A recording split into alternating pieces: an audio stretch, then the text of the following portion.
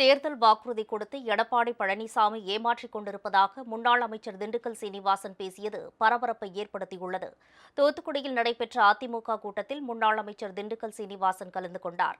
கூட்டத்தில் பேசிய அவர், திமுகவின் 64 பக்க தேர்தல் வாக்குறுதியில் அவர்கள் சொன்னதை நாடாளுமன்றத்தில் கனிமொழி பேசியிருக்கிறாரா என வினவினார்.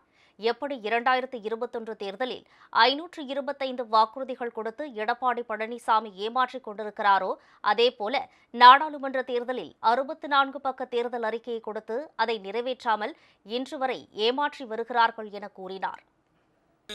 அந்த 64 தேர்தல் வாக்குறுதியிலே அவர்கள் சொன்னதை பாராளுமன்றத்திலே சகோதரி கனிமொழி இதுவரை பேசியிருக்கிறார் என்றால் இல்லை தோழர்களே.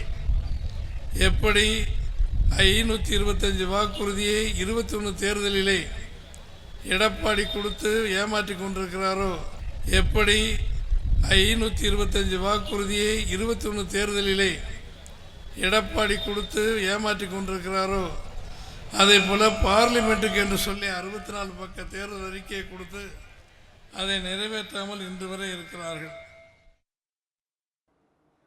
அதிமுக கூட்டத்தில் தேர்தல் வாக்குறுதி கொடுத்து எடப்பாடி பழனிசாமி ஏமாற்றியதாக திண்டுக்கல் சீனிவாசன் பேசியது பரபரப்பை ஏற்படுத்தியுள்ளது.